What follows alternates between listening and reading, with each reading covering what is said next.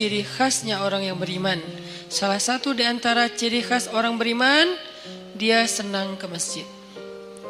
Dia tidak perlu tinggal di masjid, tapi dia senang untuk datang ke masjid. Ini artinya bukan hanya sholat 5 waktu, mencari ilmu, sekedar istirahat, nongkrong, tilawah, sholat duha. Walaupun tidak ada keharusan sholat duha atau sholat sunnah itu di masjid, karena emang ada sunnahnya sholat sunnah itu di rumah. Tetapi tidak masalah kita lakukan di masjid juga. Nanti di rumah ada bagian sholat sunnah-sunnah yang lain. Nah, berkaitan dengan judul kita mager pada malam ini, saya pengen ngangkat hadis tentang 7 golongan yang mendapatkan naungan Allah di padang mahsyar. Hari ketika nggak ada lagi naungan, arti nggak ada naungan, kita nggak akan nemu pohon di sana. Karena dalam konteks literasi Islam yang disebut dengan naungan itu nomor 1 tuh pohon. Kita nggak akan nemu pohon di padang mahsyar. Karena semua areanya satu bumi yang ukurannya 1000 kali lebih besar daripada bumi tempat kita tinggal sekarang, dan namanya tetap bumi, bumi mahsyar namanya. Kalau di akhir surat Ibrahim Allah nyebutnya Yauma tubaddalul ardu ghairal ardi wassamawat. Hari ketika bumi yang lama sudah berganti dengan bumi yang baru. Earth yang lama berganti dengan earth yang baru. Earth yang baru itu disebut dengan Ardul Mahsyar. Kita nyebutnya padang mahsyar. Dalam teks Arab disebutnya Ardul Mahsyar. Terjemahan yang lebih tepatnya bumi mahsyar, planet mahsyar. Ukurannya 1000 kali lebih daripada ukuran bumi yang sekarang. Mataharinya juga berkali-kali ribu lipat lebih besar daripada matahari yang sekarang. Kebayang gak tuh panasnya kayak gimana? Dan pada masa itu yauma la dhilla illa dhilluh, enggak ada tempat bernaung, berteduh sama sekali. Kita enggak akan nemuin pohon sama sekali. Tidak ada kendaraan yang kita bisa berlindung dari cahaya matahari seperti mobil kita. Kalau orang Arab kendaraannya onta, terus di atas onta itu ditaruh semacam tenda gitu kan ya, itu udah enggak ada. Kalau dalam konteks modern, mobil. Nggak ada rumah tempat kita berteduh dengan ruang ber-AC. Sama sekali nggak ada. Semua tempat itu panas. Kalau di bumi sepanas apapun kita masih bisa nyari minimarket ya buat ngadem. Kita bisa nyari pohon. Kita bisa mencari payung. Kita bisa pakai topi. Kita bisa dipayungin sama dia. Masih banyak cara gitu untuk berteduh dari matahari. Pertama mataharinya nggak panas-panas amat.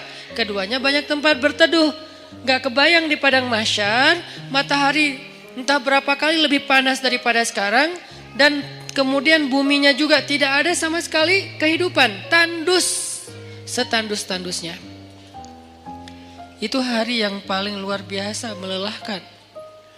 Coba teman-teman renungkan, ingat-ingat ya. Dalam hidup kita pernah gak ngejalanin satu hari yang capek banget di luar rumah? Capek banget di luar rumah. Kalau buat saya pengalaman kayak gitu tuh terjadi pas lagi haji, hari Jumat, haji besar.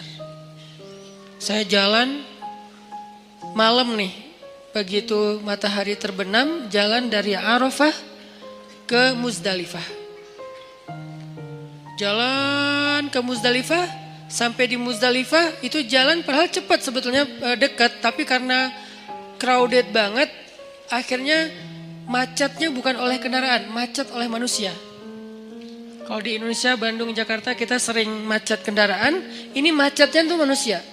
Sampai berhenti tapi manusia. Coba, kalau berhenti kendaraan masih mending, bisa pakai motor, bisa jalan kaki lebih cepat naik mobil daripada naik mobil. Ini orang tapi macet, berhenti. Sampai di Muzdalifah itu udah tengah malam. Padahal kalau normalnya paling juga sejam. Sampai Muzdalifah tengah malam. Muzdalifah langsung tepar di atas tanah, istirahat sebentar karena emang ada sunnahnya bermalam di Muzdalifah, tapi kita nggak mungkin bermalam penuh karena ngejar, karena macet, jadi kita kondisional. Istirahat sejam 2 jam di atas tanah, tidur, bangun tidur, milihin kerikil untuk lontar jamarat, jalan lagi ke Mina. Sampai di Mina udah subuh. Subuh lontar jamarat. Lontar jamarat, beres lontar jamarat langsung pulang ke Mekah, dan itu semua jalan kaki. Pulang ke Mekah buat tawaf ifadah. Nah itu sampai di Mekah itu udah menjelang zuhur. Tawaf gak usah jalan, berhenti aja, berdiri aja gitu. Itu kita tawaf sendiri, dibawa oleh arus. Jadi tawafnya gini, 7 putaran, gitu aja, muter. Karena ke bawah arus, saking padatnya manusia.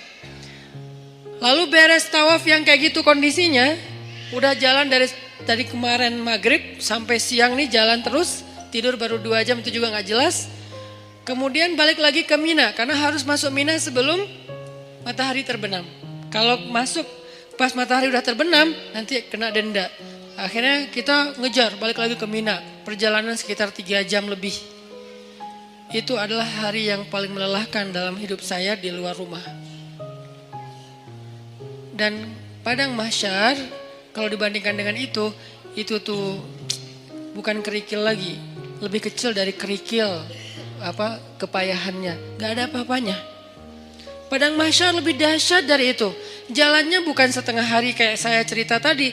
Jalannya bisa 100 tahun, bisa 1000 tahun, bisa sekian puluh ribu tahun. Itu jauhnya benar-benar jauh. Gak ada kendaraan, benar-benar gak ada kendaraan. Gak ada naungan, benar-benar gak ada naungan. Tandus setandus-tandusnya.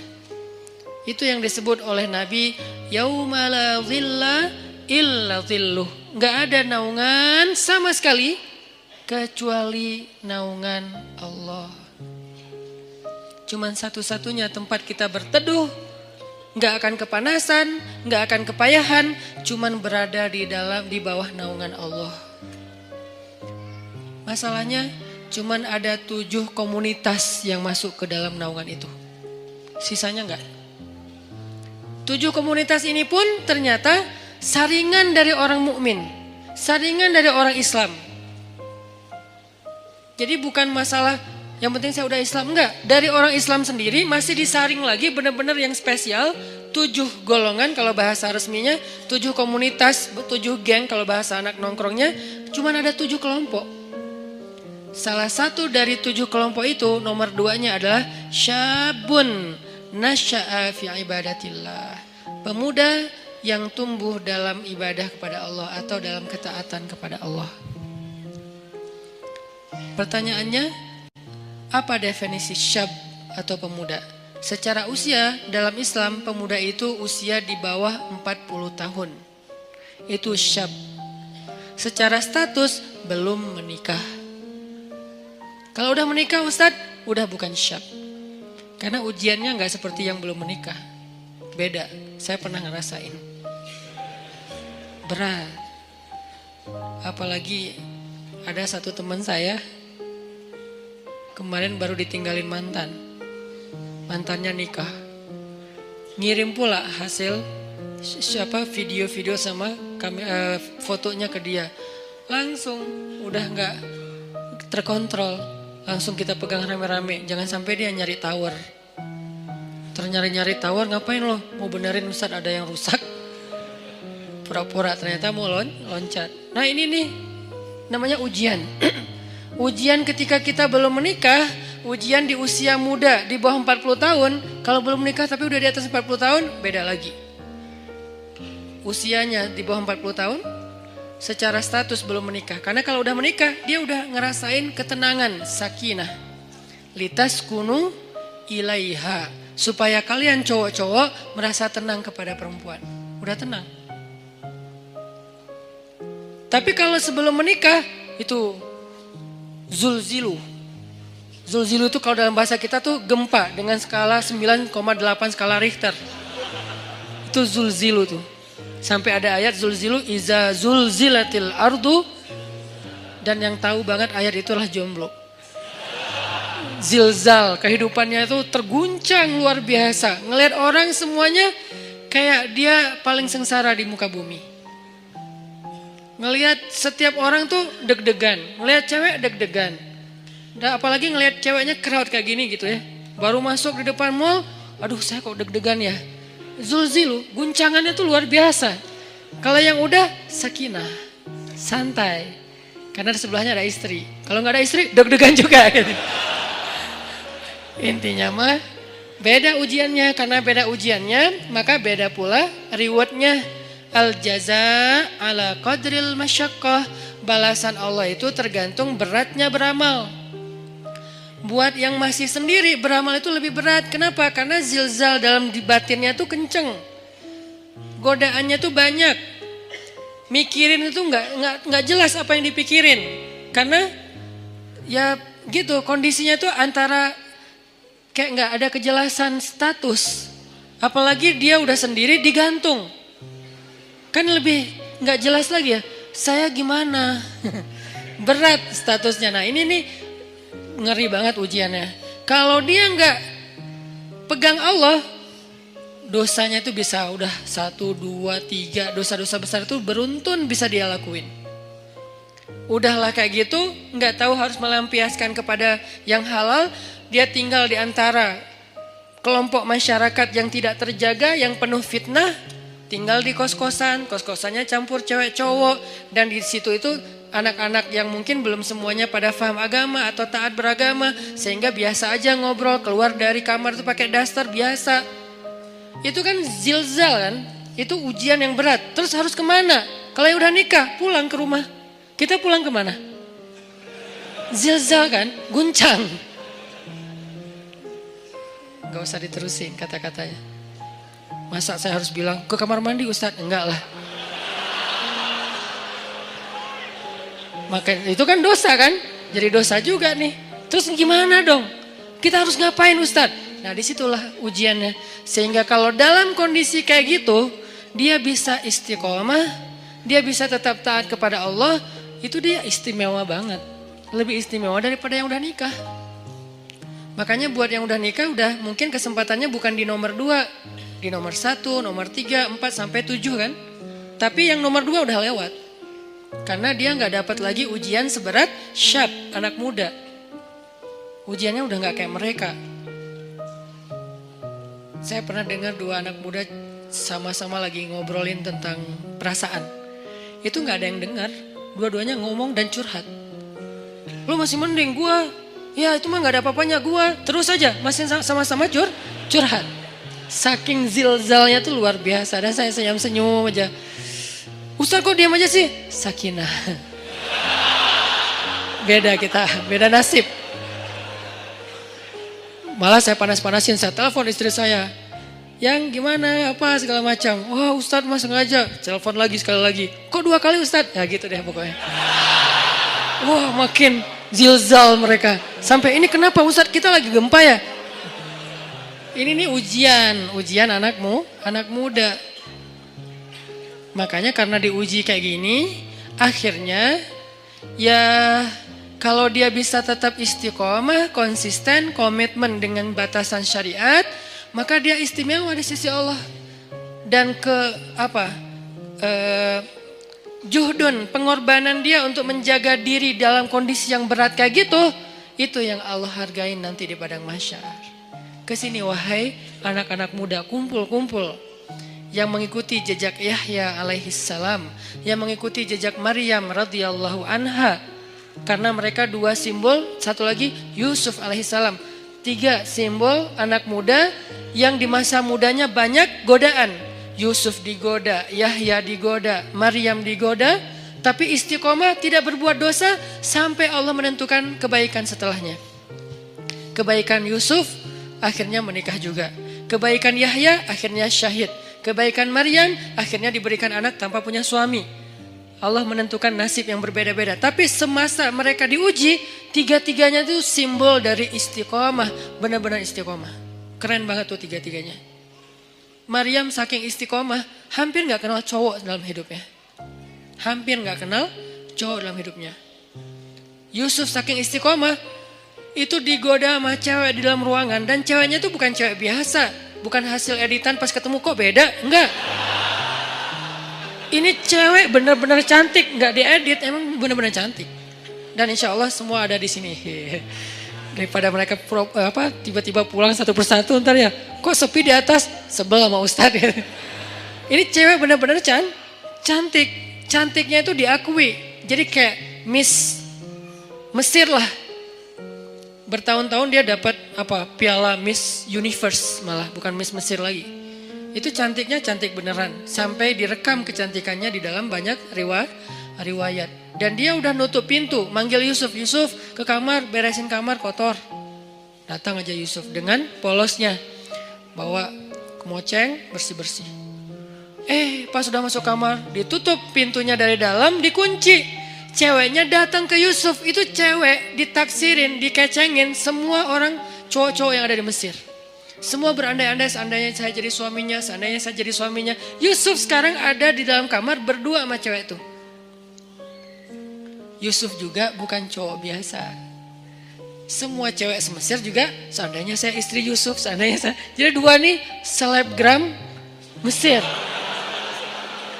Maksudnya semua orang tertarik kepada mereka, saking keren-kerenah. Cowoknya keren, ceweknya kerenah, dua-duanya keren lah. Ini dua orang yang keren nih berkumpul di satu ruangan, dikunci, dan ceweknya tuh rawadathu. Rawadat itu ngegodain. Gimana Ustaz? Gak usah diimajinasikan. Cukup kayak gitu aja pokoknya. Dipanggil mungkin, tapi gak sampai berbuat dosa ya. Dipanggil atau kesini wahai Yusuf, aku mencintaimu, nggak ada siapa-siapa, kamu nggak usah khawatir, aku akan rahasiakan apa yang terjadi hari ini di sini dan segala macam. Wah itu udah luar biasa. Wahammat bihi, dia tuh bergairah kepada Yusuf, dan Yusuf normal. Kalau nggak normal nggak ada ujian. Maaf saya nggak tertarik sama cewek, nggak ada mas, nggak ada ujian. Jadi nggak perlu diteladanin kan, karena dia tidak wajar. Tapi Yusuf ini normal. Apa dalil bahwa Yusuf normal? Wahamma biha. Oke, kalau kita baca Quran tuh tafsirnya tuh yang detail, kata demi kata. Wahammat bihi, wahamma biha. Yang ceweknya bergairah kepada Yusuf, yang Yusuf juga bergairah kepada cewek tersebut. Sama-sama bergairah, sama-sama tertarik. Tiba-tiba Allah tunjukin burhan, muncul wajah Yakub di depan Yusuf. Yakub dalam keadaan ekspresi sedih, gini aja. Gitu ekspresi Yakub. Sedih banget Yusuf sampai kayak gini. Jangan sampai ayah bakal kecewa banget kalau kamu sampai ngelakuin ini. Buat apa ilmu yang ayah ajarin selama ini? Buat apa pengorbanan ayah selama ini? Kamu lupa dengan semua nasihat ayah. Seolah-olah ya. Tapi dalam bentuk film yang kayak 3D banget. Dan itu ada di depan muka Yusuf, disebut dengan istilah burhan kalau dalam teks ayatnya. Burhan itu tampil wajah Yakub dengan wajah sedih. Langsung Yusuf lupa sama cewek itu, lari, ditarik dari belakang. Saking kencengnya narik, sampai sobek bajunya.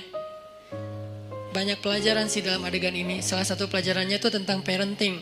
Tentang cara ayah mendidik anak sampai muncul burhan itu gimana. Nanti di kesempatan lain lah kita bahas. Saya dulu pernah ngisi satu materi tentang parenting.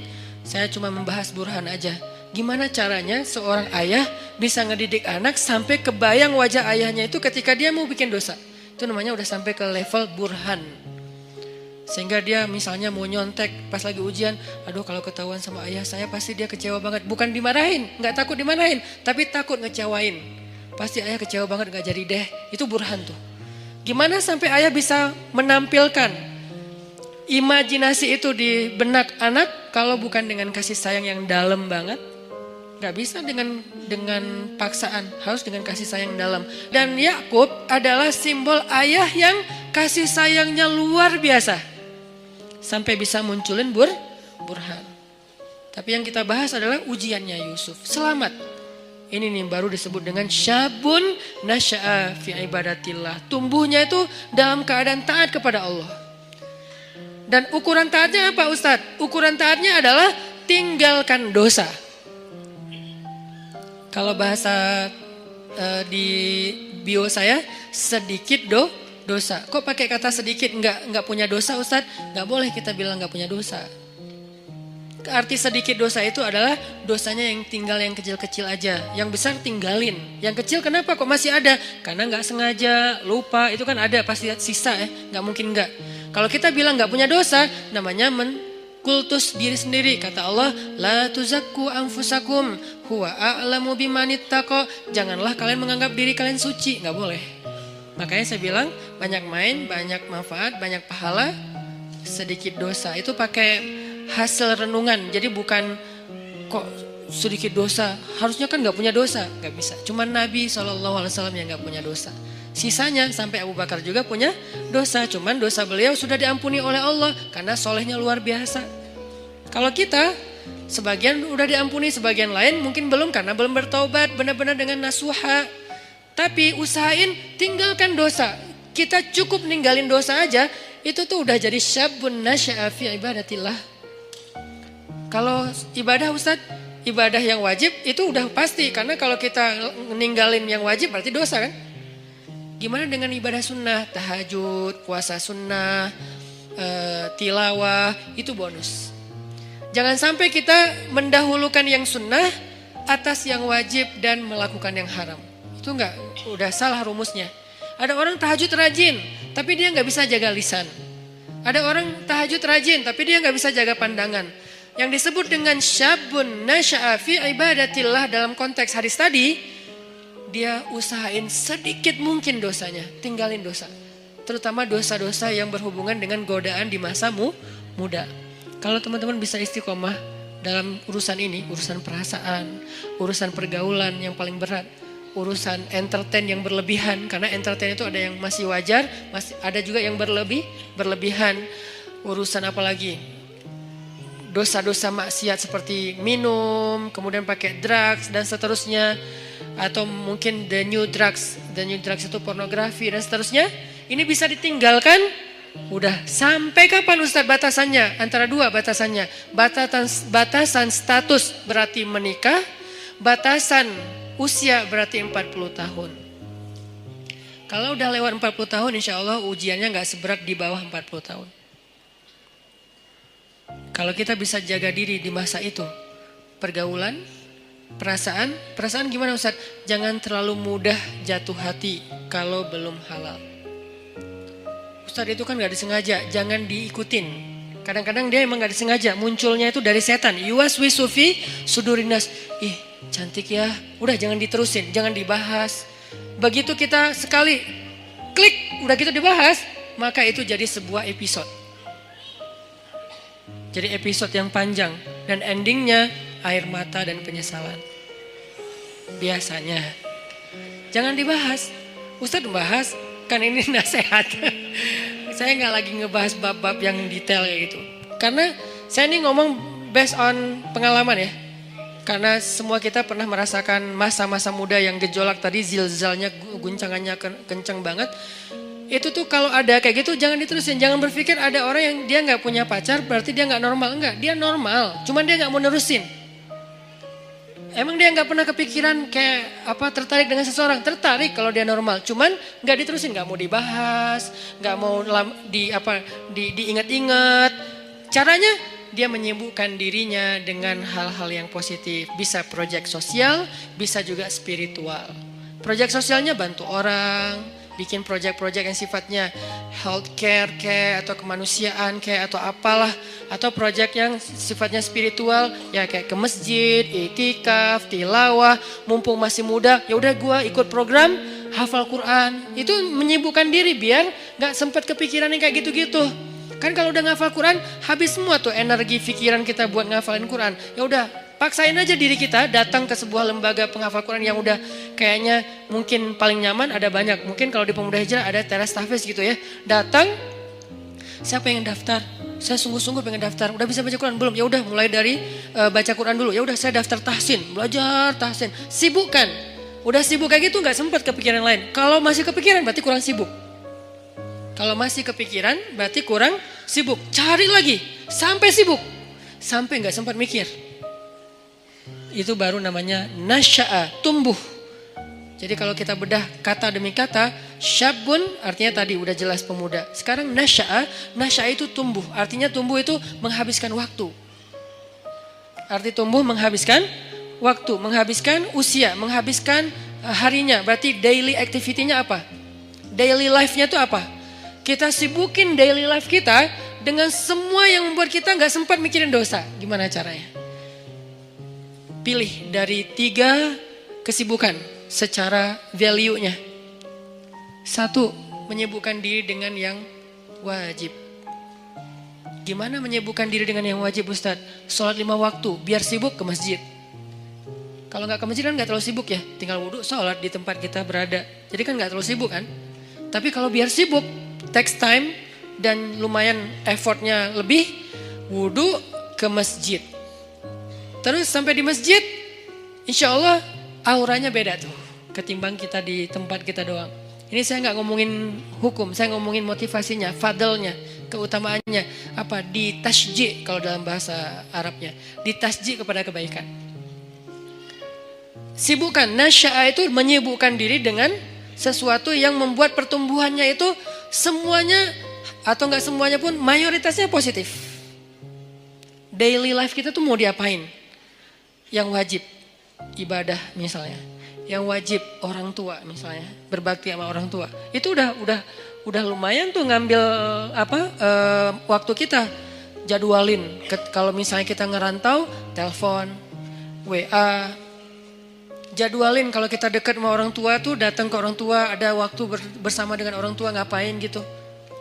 Keluarga kalau dengan orang tua plus dengan adik kakak atau apa. Pokoknya keluarga ini silaturahim kan. Kalau bahasa lebih ini lagi, silaturahim, jalin, sibukkan dengan yang wajib. Ustadz, yang wajib udah sholat 5 waktu, telepon orang tua, tilawah sehari minimal 2 lembar, minimal itu wajib. Di atas itu sunnah, sejuz normalnya, idealnya sejuz, minimal 2 lembar lah sehari. Udah Ustadz, masih banyak waktu kosong, yang sunnah. Sibukkan dengan yang sunnah. Yang sunnah apa? Ya tadi kalau ibadah yang sunnah sifatnya sholat sunnah, puasa sunnah, tilawah tambahan dari target 2 lembar, apalagi zikir. Ustadz, gak semua yang sunnah saya sanggup sekaligus. Karena kan kita nih bukan orang yang keren-keren amat ya Ustadz. Oke, gak apa-apa. Yang wajib 10%. Oke. Yang sunnah 20%. Masih sisa berapa? 70%. Habiskan buat yang mubah, boleh. Karena yang wajib dalam kehidupan kita kan gak banyak kan sebetulnya. Yang sunnah lebih banyak dari yang wajib, 20%. Atau yang wajib 20%, yang sunnah 30%. 50%-nya mubah. Arti mubah apa? Enggak berpahala, tapi juga enggak dosa. Dia enggak berpahala, tapi juga enggak dosa. Emang boleh Ustaz? Ya boleh lah. Makanya Islam itu luas. Syumuliyatul Islam. Orang banyak ngebahas Islam itu dari sisi satu bab doang nih. Parsial banget, wajib aja. Jadi seolah-olah Islam itu cuma ada satu kata, harus, itu doang. Atau 2, harus dan haram. Udah. Jadi hidup kita tuh kayak berat banget ya, harus ya. Kalau gak haram ya, gak ada pilihan. Karena yang dibahas dari Islam itu parsial banget, cuman bagian kecil. Sementara ada bagian yang begitu luas dalam kehidupan kita 24 jam, itu gak dibahas. Yang dibahas yang wajib, ke masjid. Tapi kan kita gak tinggal di masjid kan realitasnya. Gimana kalau kita udah selesai sholat, ngapain lagi Ustadz? Nah berarti kita bahas bab mubah. Mubah, gak dosa, gak berpahala. Apa? Entertain. Ketemu temen, nongkrong, tapi nongkrongnya dijaga. Atau yang lebih positif dan tetap dia mubah, main itu dalam, kalau bahasa saya maksudnya tuh olahraga ya. Cuman kita kalau nyebut olahraga kesannya kayak berat gitu kan. Kayak ada beban, main aja lah. Tapi yang penting berkeringat, itu olahraga sebetulnya. Cuman main. Kenapa disebut main? Biar sesuai dengan hobi. Jangan dipaksain harus nge-gym semua. Nggak semua orang senang nge-gym, cari treadmill mungkin mahal. Ya udah, lari aja keliling komplek. Kalau perlu nanti kita mudah-mudahan di masjid kita ke depan ada banyak tempat shower kayak di bandara yang ultimate, yang di Terminal 3 kan ada tempat shower tuh. Kalian ke masjid mah lari aja. Jalan kaki minimal. Sampai di masjid udah siapin handuk kecil, kalau mau jangan pakai handuk, bawa kanebo. Tapi kanebo yang bagus ya, bukan kanebo pas digosok gini kulitnya nempel di kanebo, atau kanebonya nempel di kulit misalnya. Kanebo yang bagus ya, karena itu paling praktis. Kalau ini saya tahunya dari teman, kalau ke laut gitu kan kita sering mandi tuh, habis Berenang, mandi, habis main air, mandi pastinya. Kalau bawa handuk nggak sempat kering, udah mandi lagi tuh. Akhirnya kita bawa kanebo yang bagus, beli di salah satu tempat yang terkenal teh. Nah, terus pakai kanebo ke masjid sama baju kaos ganti yang biasa lah ya, sama parfum apa misalnya kesukaan kalian. Nah, mandi itu segar banget loh, sholat maghrib habis olahraga, habis mandi kan keren ya. Segar banget, di masjid disediain shower. Buat cowok-cowok buat mandi. Ceweknya gak usah lari. Cewek mah ada tempat sendiri, zumba kayak apa gym, apa yang bagian cewek lah. Minimal gym. Ini olahraga main mubah, tapi dia bisa menjaga kita dari dosa. Jadi yang menjaga kita dari dosa itu bukan cuma astagfirullah. Oke, tapi kita gak bisa astagfirullah 24 jam kan? Yang bisa menjaga diri kita dari dosa, sholat 2 rakaat. Iya, tapi kan kita nggak mungkin sholat 24 jam. Ya, harus realistis. Waqi'i, harus realistis. Tapi juga tetap masali, tetap ideal. Banyak orang yang idealis tapi kurang realistis. Terlalu realistis, jadinya nanti apa? Memudah-mudahkan, tasayyub. Makanya dalam Islam tuh nggak boleh kita terlalu idealis, perfeksionis. Disebut dengan takalluf. Nggak boleh juga terlalu realistis sampai melupakan idealisme, disebut dengan tasayyub. Ada takalluf, ada tasayyub. Dua-duanya nggak boleh dalam Islam. Yang benar wasatiyah, dia proporsional. Nggak boleh takalluf. Kenapa nggak boleh takalluf? Allah sendiri yang bilang, la yukallifullahu nafsan illa wus'aha. Allah tidak mentakallufkan, tidak membebankan. Artinya takalluf itu terlalu membebani diri. Jangan juga tasayyub yang terlalu meringankan masalah. Semua jadi boleh. Maka bermainlah di tengah. Di tengah di sini maksudnya bukan terombang-ambing, bukan, proporsional. Yang wajib dilakukan, tapi kan tetap nggak mungkin 24 jam wajib. Yang sunnah dilakukan, tapi itu bonus-bonus. Maka sebagian besar usia kita itu ternyata dihabiskan untuk porsi yang ibahah, yang mubah. Apa dalilnya? Salah satu dalilnya adalah kaidah fikih. Al-aslu fil asya ibahah. Dasarnya segala sesuatu adalah boleh. Dasarnya segala sesuatu adalah boleh. Berarti habiskan. Nasya'a, tumbuhnya itu dalam hal-hal yang dibolehkan Allah. Tapi juga bukan berpahala. Dan juga tidak berdosa. Gak apa-apa. Olahraga, nyalurin hobi, ke bengkel kayak ngulik mesin atau apa. Kalau cewek lebih ke apa skillnya cewek apa mungkin. Skill cowok apa, life skillnya dibangun terus. Supaya dia ketika nanti jadi punya pasangan, life skill dia itu bermanfaat untuk pasangannya. Kalau cewek, life skill seorang cewek yang lebih identik itu apa? Life skill seorang cowok itu lebih identik itu apa misalnya? Kita belajar life skill, itu mubah. Dan dulu sahabat banyak yang mengasah sisi life skill mereka dengan berdagang, dengan bertani. Sehingga ketika ada sebagian sahabat yang berkebun datang ke Nabi nanya soal perkebunan, Nabi bilang apa? Kalian lebih ngerti tentang masalah skill perkebunan daripada saya. Karena itu urusan dunia. Udah kalian ulik aja sendiri. Saya cuma ngasih batasan, jangan curang, jangan apa, batasan nilai. Tapi secara teknis kalian lebih ngerti. Udah aja kembangin. Yang seneng komputer, belajar startup digital. Sekarang lagi era startup. Anak-anak muda Indonesia tuh harus ngerti startup. Supaya dia dominan, eksis di dunia digital. Supaya enggak terus-terusan jadi orang yang ikut program orang ngedownload. Tapi harusnya dia bisa bikin orang ngedownload program dia yang hobinya di komputer. Yang hobinya apalagi kembangin produk-produk aplikasi sosial media yang versi yang lebih lebih ketimuran atau apalah istilahnya supaya dipakai karena itu sesuatu yang chance-nya besar loh di zaman sekarang. Banyak hal yang bisa kita kembangin. Itu maksudnya nasya'ah, tumbuh.